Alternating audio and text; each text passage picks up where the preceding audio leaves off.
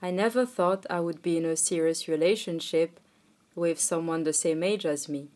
We are on our way down south to Kalmar, where the boyfriend is from. And I've never really vlogged with an iPhone before, but hopefully it looks good. Had a psychic told me at the beginning of last year that I would now live together with a guy born the same year as me and a dog, I would have assumed he was my flatmate, and because I seem to attract crazy flatmates, he probably stole the dog from some spiritual retreat in Thailand after he had consumed suspicious mushrooms and he was convinced he was a magical Disney princess that needed a sidekick. All in all, a weird living situation, but knowing my life, I could have bought it.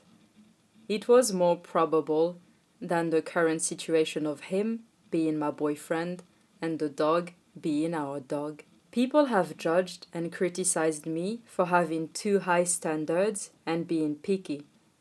And seeing what some people tolerate and accept in their own relationships, I don't know if my standards are too high or theirs too low. But it's none of my business, and I don't mingle into what people like or dislike.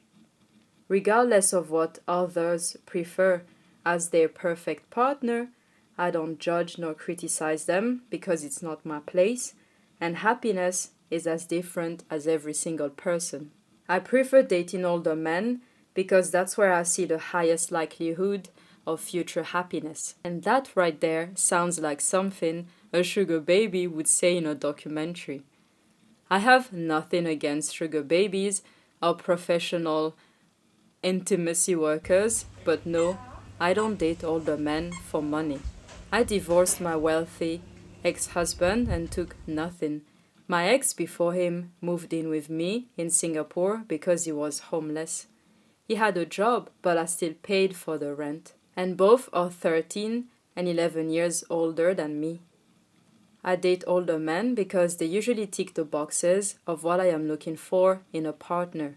My list of criteria and deal breakers is quite lengthy. Looks aren't that important. I know, people say that and yet don't mean it. On dating apps, I write clearly what I would prefer physically. Tall, above 180 centimeters, dark hair, gray, green or blue eyes. My ex-husband is blonde, definitely not a single dark hair on his head. The guy before didn't even have hair. The guy before had brown eyes and was under 180 centimeters. He was probably around 170 centimeters. So I have my preferences, but looks are never a decisive factor. Life goals, for example, are way more important. His and my goals need to align, especially in the long run. I don't want children. Not in 5 years, not in 10 years or 20, never. It's been 11 years since I realized my happiness laid on the path of being child-free. Every year has just reinforced that notion as I learn more and more about myself. Younger men tend to be indecisive or have never even reflected on the matter. Of course, some do know for sure that they want children. The rest are usually not a clear no, but more a I don't know. And that for me is way too risky. And even if he is sure at 20 that he does not want children, maybe by 30 he has changed his mind. Gambling the next couple of years and potentially facing a heartbreak and wasting my years down the line because someone finally made up their mind is not a threat I am willing to face. Très peu pour moi, as we say in French, which would translate to very little for me. Most older men are at the age where they know. They understand themselves, they know what they want or what they don't. Someone who is 38 and says they don't want kids feels safer than someone who is 28 and indecisive. Another reason I prefer dating older men is that they know what they want in a partner. Further than being pretty or kind, they can put into more concrete words what kind of partner they want or need that can walk through life with them. When getting to know each other, I like knowing what a man expects from me. We go into a relationship with expectations, dreams, and wishes, and I need to know whether I can and want to fulfill those expectations. For me to make you happy, you have to tell me clearly what you want. Older men have had enough serious relationships to understand themselves and their needs better. I want to be a good companion and make my partner happy. However, if he has not figured out himself what he requires of a partner, my attempts could all fail or just be cute, but not what he needs, and the list goes on. Fast forward to today, and the flatmate is the boyfriend, and no, he has never done drugs, and he is not a magical Disney princess. Coming back to drugs, that's one of my non-negotiable deal breakers. This relationship was unplanned and unexpected.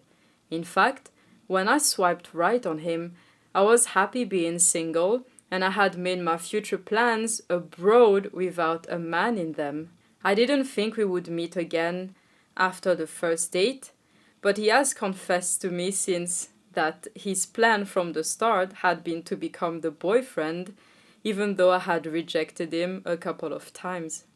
Spoiler alert, his plan worked, and the different bouquets of flowers on the table in my recent videos are the proof it did. Every single Friday since we officially became a couple, I have received flowers. The boyfriend calls them, drum rolls, the Friday flowers. He has never missed a Friday, not even when he is out of town.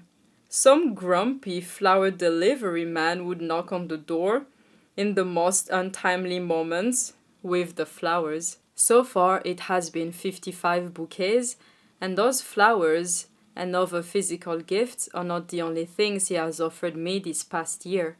He has offered me his time, friendship, and the opportunity for the first time to be the one someone turns to for advice when it comes to adulting and figuring life out together. We will probably continue and try to figure things out, but we're both happy we can do it with a friend that can sing Disney songs along when times get rough. He used to think he was the best at anything Disney until he met me. I guess this is the time for me now to give you the moral of the story. There is no real moral of the story, but just to be open-minded, because sometimes we can still find happiness in odd situations or situations we hadn't planned for, or situations that we did not want initially. But if we can manage to find goodness in those situations and goodness in the people, regardless of whether or not they match our criteria, something good can come out of it. So I hope you enjoyed my little story, cookies, and I will see you at the next video. Bye!